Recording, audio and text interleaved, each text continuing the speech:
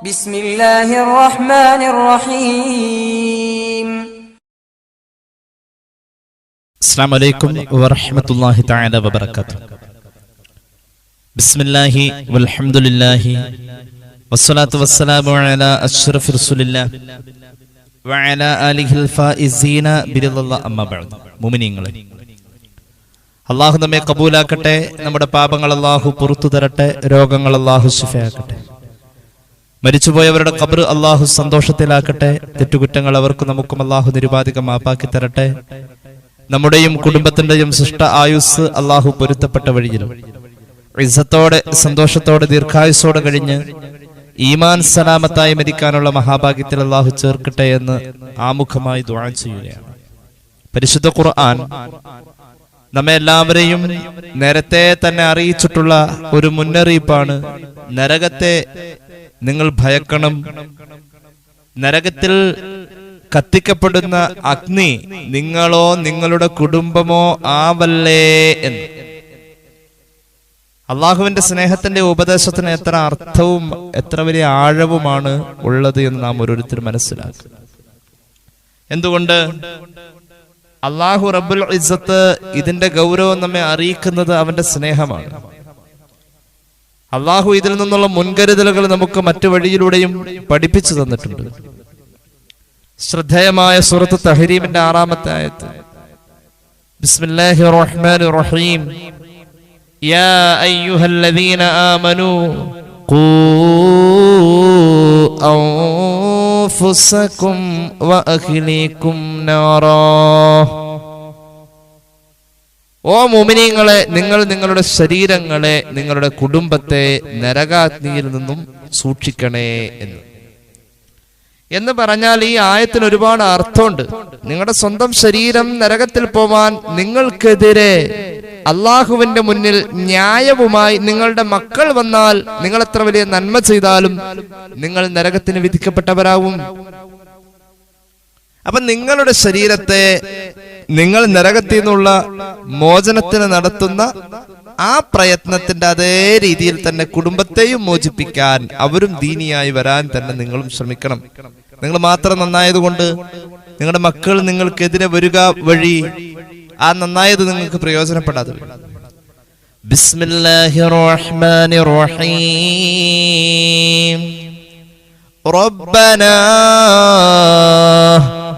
അരിനൽ ലദീന യളല്ലാനാ മിനൽ ജിന്നി വൽ ഇൻസ് നജ്അൽഹുമാ തഹ്ത അഖ്ദാമിനാ ലിയകൂനാ മിനൽ അസ്ഫലീൻ.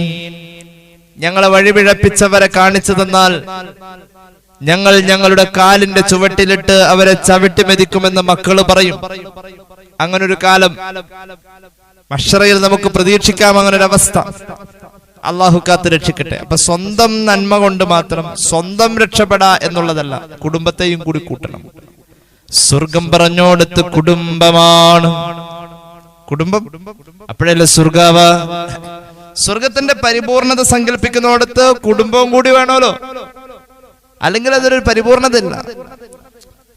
ഹും വഅസ്വാജുഹും ഫീ ദിലാലിൻ അലൽ അറായികി മുത്തഖിഊൻ ലഹും ഫീഹാ ഫാകിഹത്തും വലഹും മാ യദ്ദഊൻ സലാമുൻ ഖൗലൻ മിർ റബ്ബിർ റഹീം. സ്വർഗം പറഞ്ഞോടത്ത് കുടുംബമുണ്ട്. ഖുർആൻ അങ്ങനെ പറഞ്ഞിട്ടുണ്ട്. അപ്പൊ കുടുംബത്തെ നിങ്ങൾ നരകത്തിൽ നിന്നും രക്ഷപ്പെടുത്തണേ. നിങ്ങൾ നിങ്ങളെ രക്ഷപ്പെടുത്തുന്ന പോലെ തന്നെ നിങ്ങളുടെ കുടുംബത്തെയും നരകത്തിൽ നിന്ന് കരകയറ്റണേ. ഖാല അഹ്ലുൽ ഇൽമി ഐ അലിമൂഹും വഅദ്ദിബൂഹും. ഈ ആയത്തിന് മഹാന്മാരായ ഉലമാ കൊടുത്തിട്ടുള്ള വ്യാഖ്യാനം, കുടുംബത്തെ നിങ്ങൾ ഇൽമു പഠിപ്പിക്കണേ, കുടുംബത്തെ നിങ്ങൾ അദബ് പഠിപ്പിക്കണേ. അങ്ങനെയാണ് കുടുംബത്തെ അദബ് പഠിപ്പിക്കണം. എന്തെല്ലാം സാമ്പത്തിക ചെലവുകളാ ഇന്ന് മക്കളെ പഠിപ്പിക്കാൻ. ഒരു കുട്ടിയെ വളർത്തി വലുതാക്കി വിവാഹം കഴിപ്പിക്കുന്ന വരെയുള്ള ഒരു പിതാവിന്റെ ആ കുട്ടിയെ വളർത്താനുള്ള ചെലവിനേക്കാളേറെ പഠിക്കാനുള്ളത് കൊടുക്കണം. പഠിക്കാൻ എത്രയാ ഒരു കോഴ്സിന് വരുന്നത്?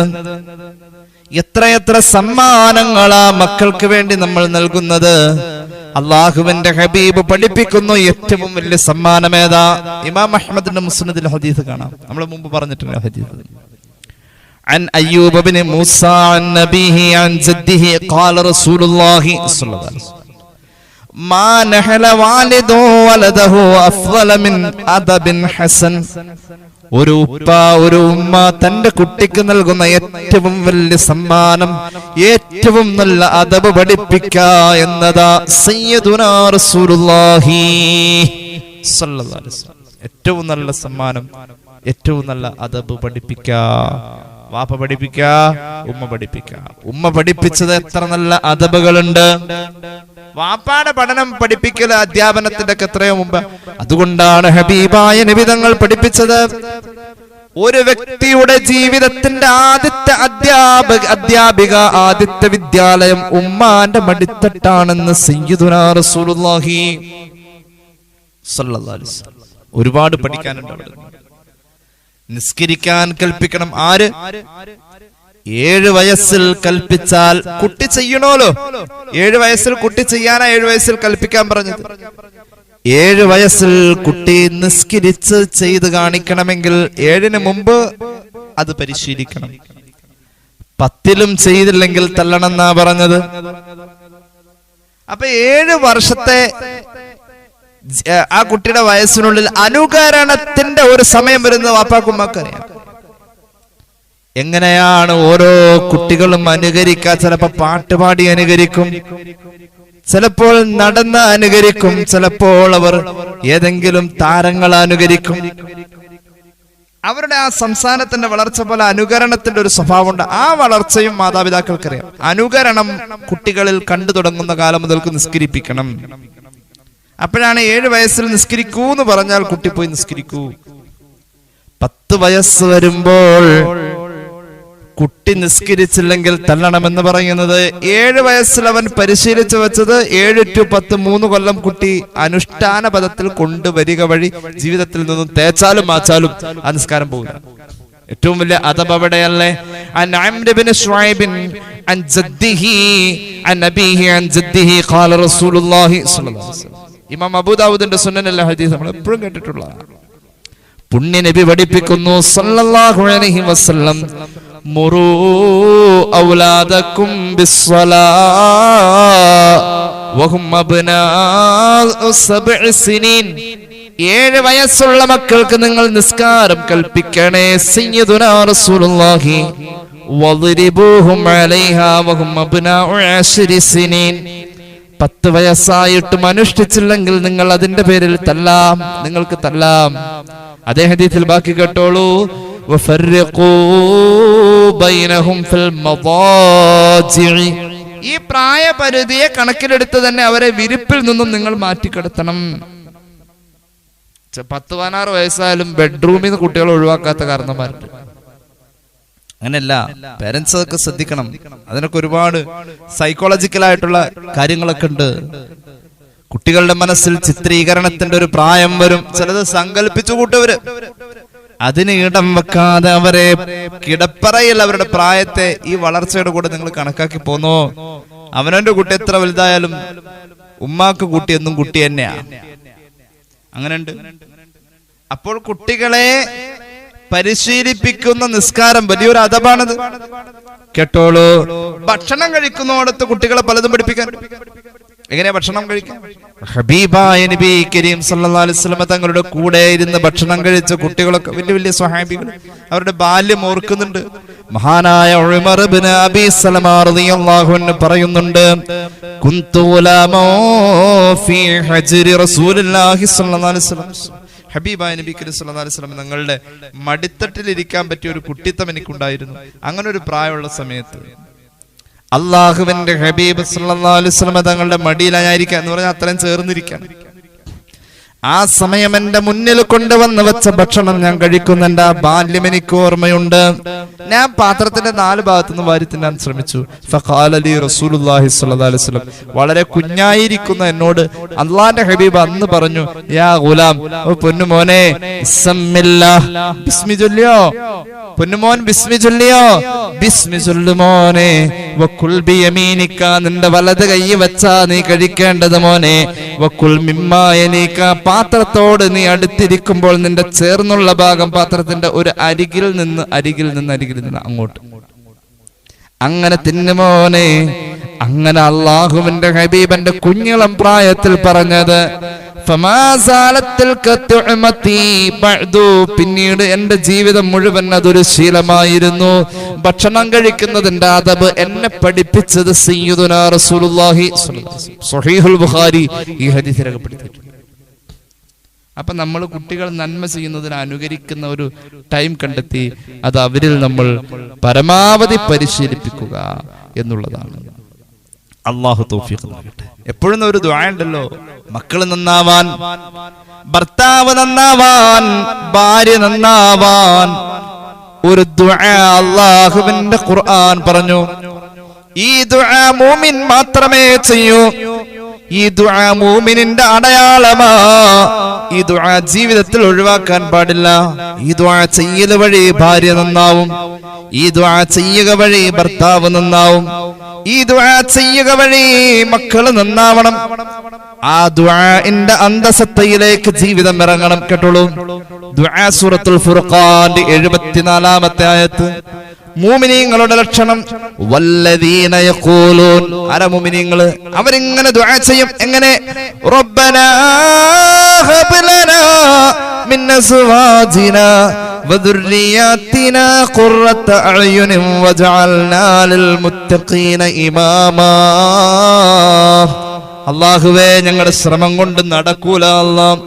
പടച്ചവനെ, ഞങ്ങളുടെ മിടുക്കുകൊണ്ട് നടക്കൂല അല്ലാ. ഞങ്ങളുടെ സ്വാധീനം കൊണ്ടോ സമ്പത്ത് കൊണ്ടോ ഞങ്ങൾക്ക് കഴിയൂല അല്ലാ. ഹബ്ലനാ, നീ തന്നാലല്ലാതെ നീ ഓസാരമായി തരണേ അല്ലാ. മിന്നസുവാജിന, ഞങ്ങളുടെ കൂടെ ജീവിക്കുന്ന ജീവിത പങ്കാളി, ഞങ്ങളുടെ ഭർത്താവട്ടെ അല്ലെങ്കിൽ ഭാര്യ ആവട്ടെ, ആ ഭാര്യയില് ഭർത്താവില്, അതുപോലെ തന്നെ വദുർരിയാത്തിന, മക്കളിൽ, മരുമക്കളിൽ, പേരമക്കളിൽ, ഞങ്ങളുടെ മക്കളെന്ന് വിളിക്കാൻ പറ്റുന്ന എല്ലാ കുട്ടികളിലും ഞങ്ങൾക്ക് നീ നൽകണേ ഖുർറത അഅ്യുൻ.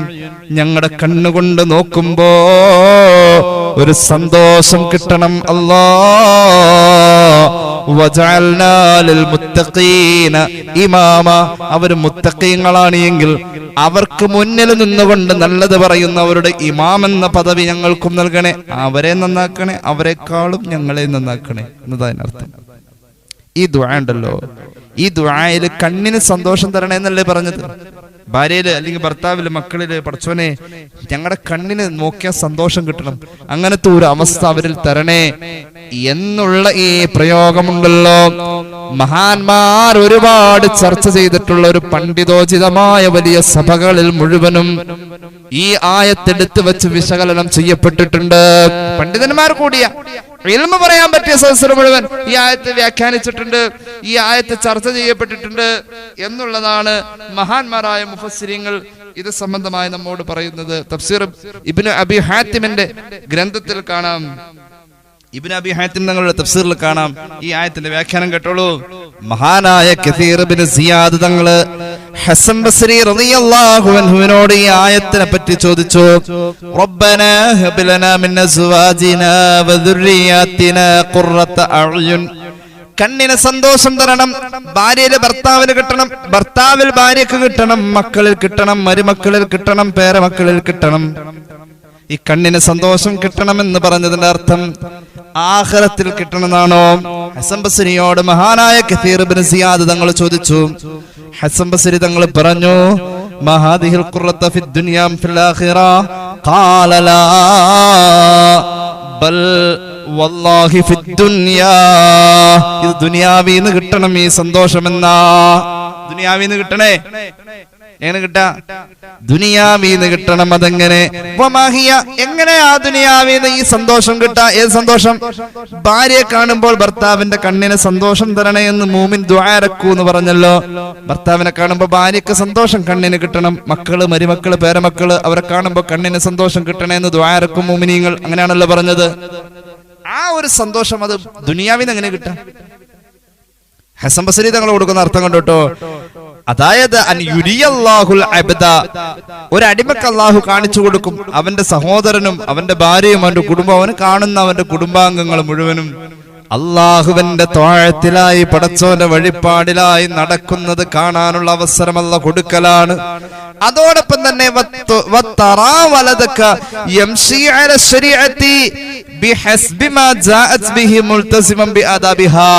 അതോടുകൂടെ അള്ളാന്റെ മാർഗത്തിൽ നല്ല ദീനിയായിട്ട് മക്കള് നടക്കുന്ന ഒരു കാഴ്ച വാപ്പാക്ക് കാണാൻ പറ്റുന്നെങ്കിൽ അത് തന്നെ ഈ ആയത്തിൽ പറഞ്ഞ കണ്ണിന്റെ സന്തോഷം എന്ന് ഹസൻ ബസ്രി റളിയല്ലാഹു അൻഹു.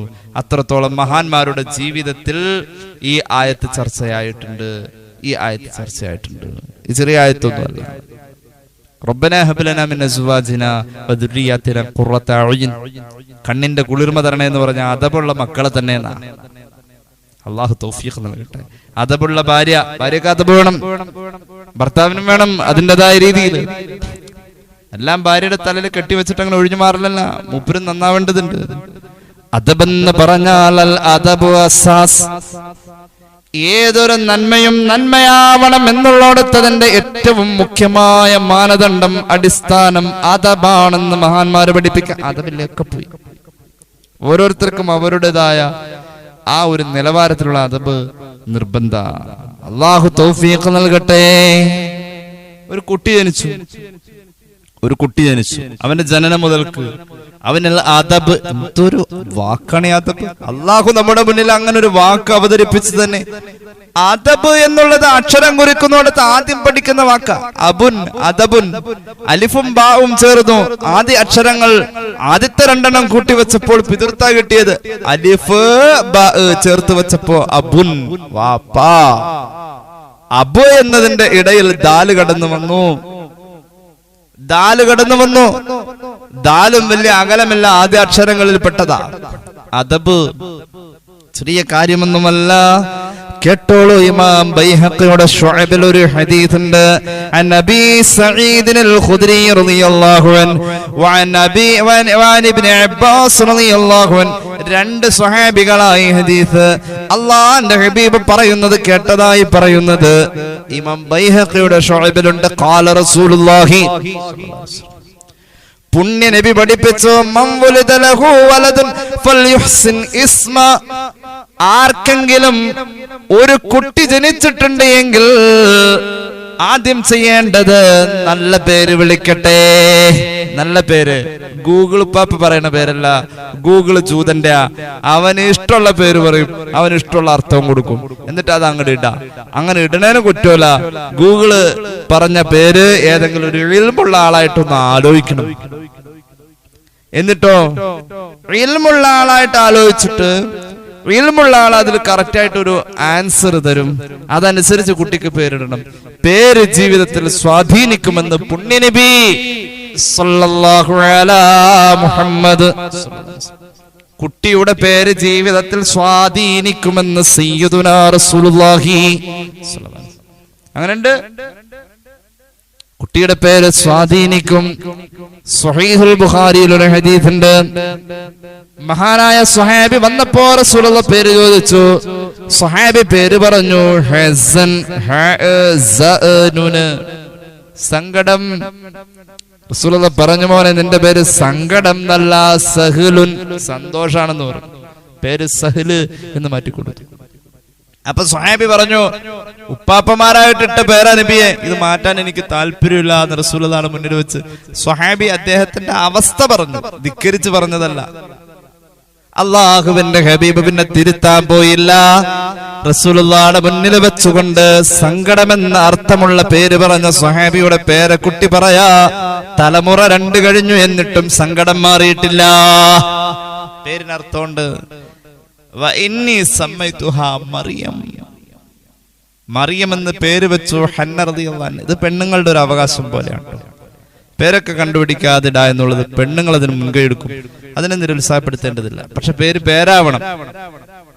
കാരണം മറിയം റളിയല്ലാഹു അൻഹയ്ക്ക് പേര് വെക്കുന്ന വിഷയം ആര് ആലോചിച്ചു എന്ന് ഖുർആൻ പറയുന്നോടത്ത് ഹന്ന റളിയല്ലാഹു അൻഹയുടെ കാര്യമാ ഖുർആൻ പറഞ്ഞത്. ഹന്ന റളിയല്ലാഹു അൻഹ മറിയമിന് മറിയം എന്ന പേര് വെച്ചു. മറിയം എന്ന് പറഞ്ഞാൽ വകാന ഫീ ലുഗതിഹിം, അവരുടെ ആ കാലഘട്ടത്തിന്റെ ഭാഷയിൽ ആ പേരുണ്ടല്ലോ, ആ പേരിന്റെ മഅന, അതിന്റെ അർത്ഥം ആബിദ, ഇബാദത്തുള്ളവൾ എന്നാണ്. മറിയമിന്റെ അർത്ഥം ഇബാദത്തുള്ളവൾ.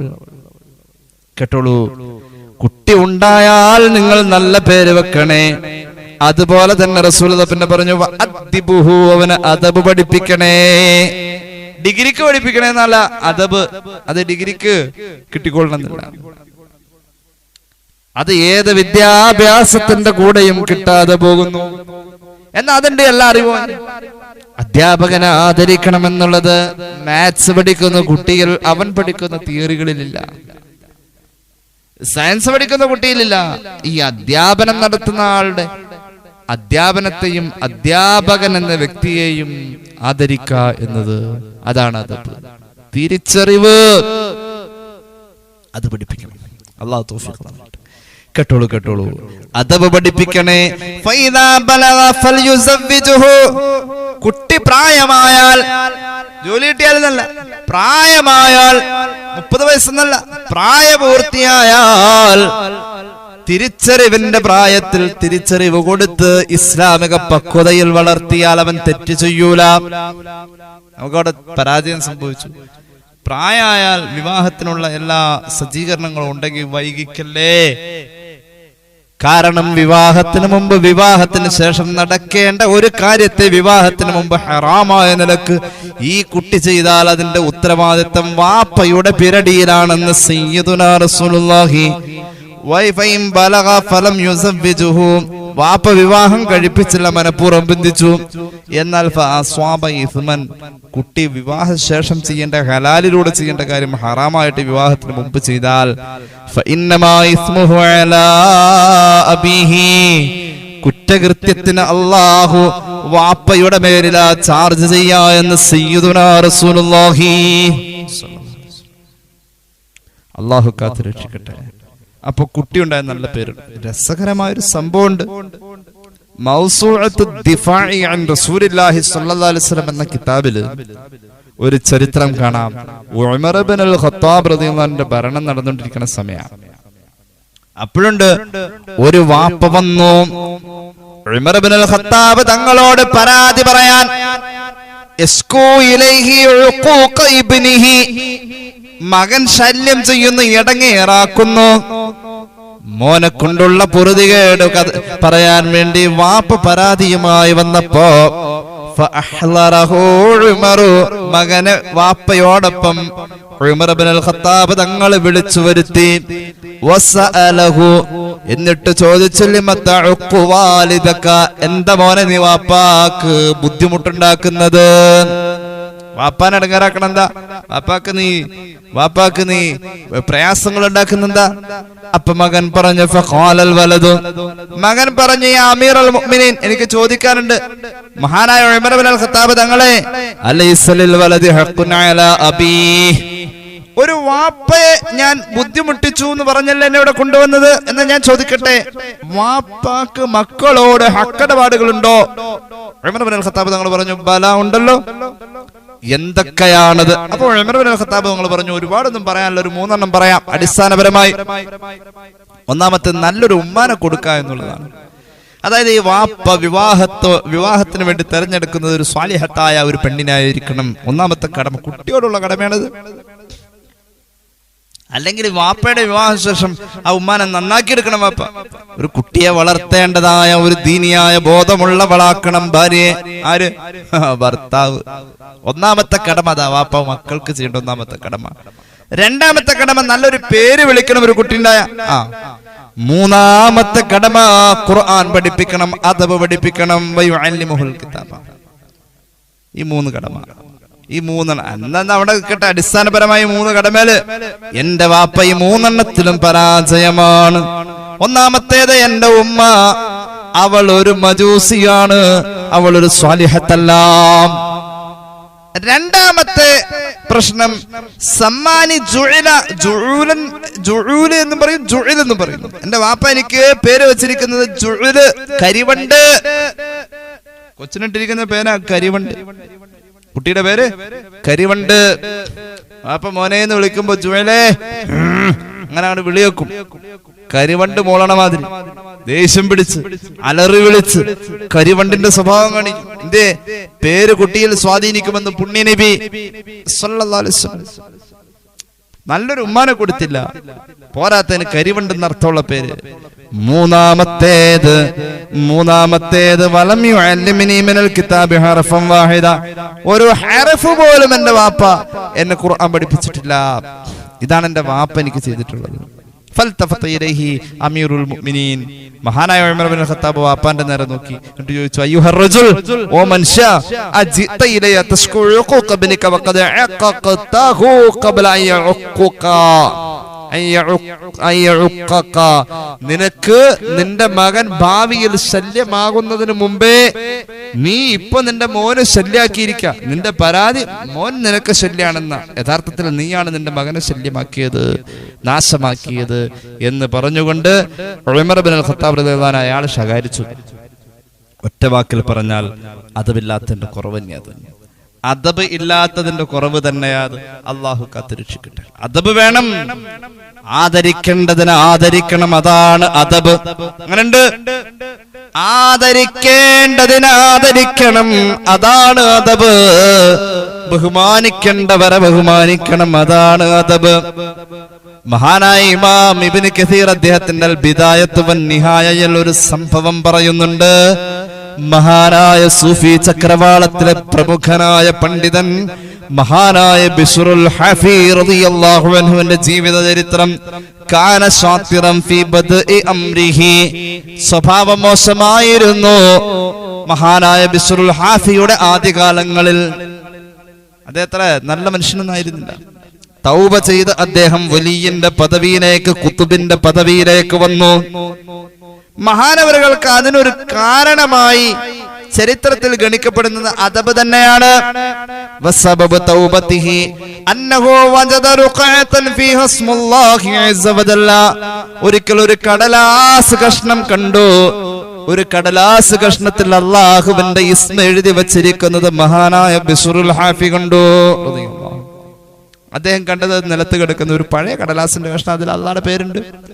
മഹാനവറുകൾ അത് ഉയർത്തി, എന്നിട്ടോ അത് കഴുകി വൃത്തിയാക്കി മഹാനവറുകൾ അത് ഉയരമുള്ള ഭാഗത്ത് വെച്ചു.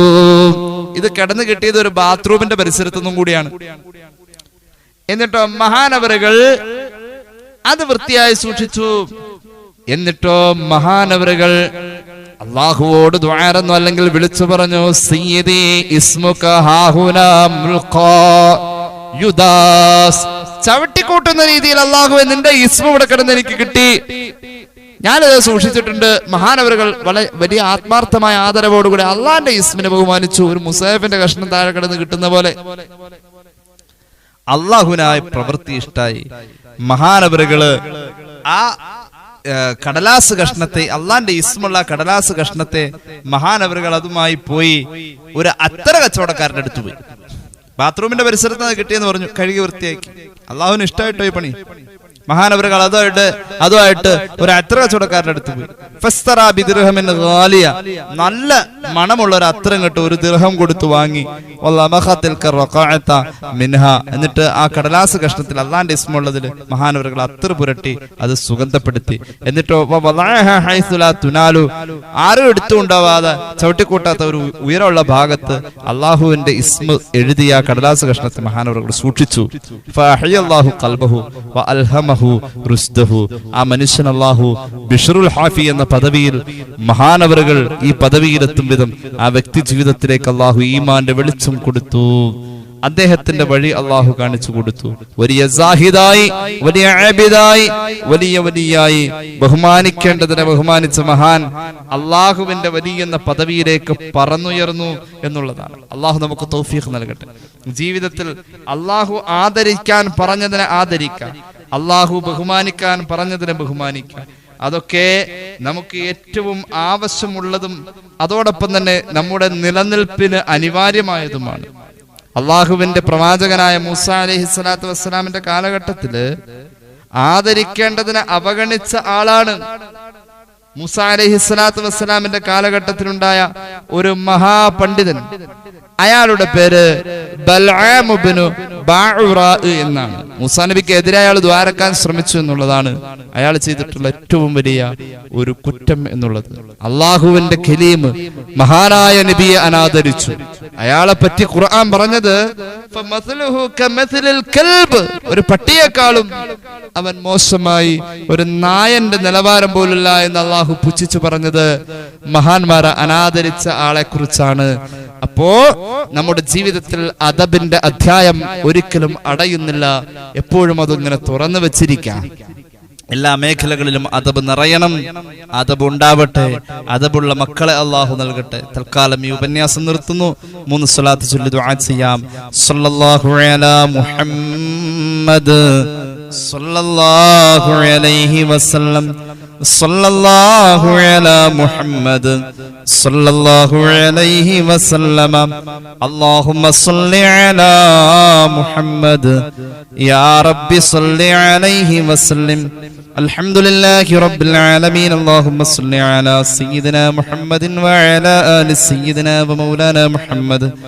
അല്ലാഹുവേ നീ ഖബൂലാക്ക് തമ്പുരാനെ, പാപങ്ങൾ പൊറുക്കുക അല്ലാ, രോഗങ്ങൾ ശിഫയാക്കുക അല്ലാ, അറിഞ്ഞു ചെയ്ത അറിയാതെ ചെയ്ത രഹസ്യമായി സംഭവിച്ച പരസ്യമായി സംഭവിച്ച എല്ലാ തെറ്റുകുറ്റങ്ങളും മാപ്പാക്കുക അല്ലാ. ഈ പരിപാടി കണ്ടുകൊണ്ടിരിക്കുന്നവരിൽ ഇതിൽ പങ്കെടുക്കുന്നവരിൽ ബറക്കത്ത് നൽകുക അല്ലാ. അല്ലാഹുവേ ഞങ്ങളെ സഹായിക്കുന്നവരെ നീ സഹായിക്കുക അല്ലാ. ദുആ കൊണ്ട് വസിയത്ത് ചെയ്തവരുടെ ഹലാലായ മുറാദ് ഹാസിലാക്കുക അല്ലാ. പാലക്കാട് ജില്ലയിലെ കൂട്ടുപാത എന്ന് പറയുന്ന സ്ഥലത്ത് ഒരു കുടുംബത്തിൽ ഒരുപാട് പ്രശ്നങ്ങളുണ്ട്, വഴക്കുകളുണ്ട്, പിണക്കങ്ങളുണ്ട്, വേദനിപ്പിക്കലുണ്ട്. ഒരു പ്രിയപ്പെട്ട സഹോദരി സ്വസ്ഥതയില്ലാതെ പ്രത്യേകം ദുആ ചെയ്യണേ എന്ന് പറഞ്ഞിട്ടുണ്ട്. അല്ലാഹുവേ സമാധാനം കൊടുക്കുക അല്ലാ. അവരുടെ കുടുംബത്തിലെ വിഷമങ്ങളും പ്രയാസങ്ങളും അനൈക്യങ്ങളും നീ ദൂരീകരിക്കുക അല്ലാ. സന്തോഷകരമായ സ്നേഹത്തിന്റെ ഒരു അന്തരീക്ഷം കുടുംബത്തിൽ നൽകണേ അല്ലാ. മകന്റെ ജോലി നഷ്ടപ്പെട്ടു, പുതിയ ജോലി കിട്ടണം, പ്രത്യേകം ദുആരക്കാൻ പറഞ്ഞ് ഈ പരിപാടി സ്ഥിരം കാണുന്ന ഒരു ഉമ്മ പ്രത്യേകം വസിയത്ത് ഏൽപ്പിച്ചിട്ടുണ്ട്. തൗഫീഖ് നൽകണേ അല്ലാ. അല്ലാഹുവേ റബ്ബേ, ഒരു സഹോദരൻ അദ്ദേഹത്തിന്റെ കാൽമുട്ടിന് തകരാറ് പറ്റി ബീഹാറിൽ നിന്നുള്ള ഒരു മലയാളി കുടുംബം ഈ പരിപാടി സ്ഥിരം കാണുന്നവരാണ്. 1.5 ലക്ഷം രൂപയുടെ ഓപ്പറേഷൻ പറഞ്ഞിട്ടുണ്ട്. അതിന്റെ ചെറിയ ആശ്വാസത്തിലും മറ്റുമൊക്കെയായി നാട്ടിലേക്ക് വരാൻ കഴിയാതെ നിൽക്കുന്ന രോഗത്തിൽ ചെറിയ ആശ്വാസമുണ്ട്. അല്ലാഹുവേ ആ ചെറുപ്പക്കാരന്റെ ഓപ്പറേഷൻ ഖൈറായ രീതിയിൽ നീ എത്തിക്കണമല്ലാ.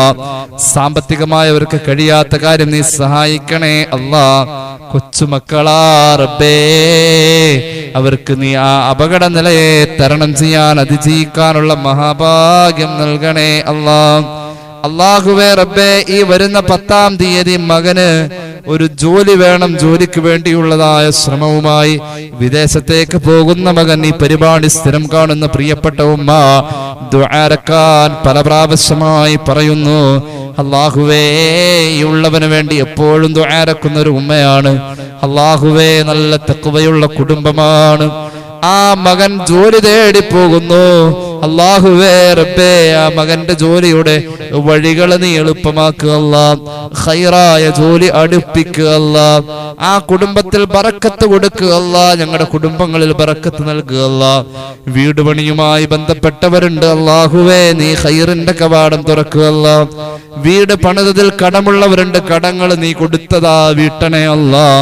പലിശയുമായി ബന്ധപ്പെട്ടവരുണ്ട്. ലോണിൽ കുടുങ്ങിയവരുണ്ട്. കരകയറ്റണേ അല്ലാ. ഹജ്ജ് ഉംറ സിയാറക്കുള്ള ശ്രമങ്ങൾ നടത്തുന്നവരുണ്ട്. അതിനുവേണ്ടി ആഗ്രഹിക്കുന്നവരുണ്ട്. റബ്ബേ, അത് വഴിയിലാവല്ല അല്ലാ. തടസ്സങ്ങൾ മാറ്റി നിർവഹിക്കാനുള്ള മഹാഭാഗ്യം കൊണ്ട് അനുഗ്രഹിക്കുക അല്ലാ. അല്ലാഹുവേ ഞങ്ങളുടെ അവസാനം നന്നാക്കി തരണേ അല്ലാഹ്. റബ്ബനാ ആതിനാ ഫിദ്ദുനിയാ ഹസനതൻ വഫിൽ ആഖിറതി ഹസനതൻ വഖിനാ അദാബന്നാർ.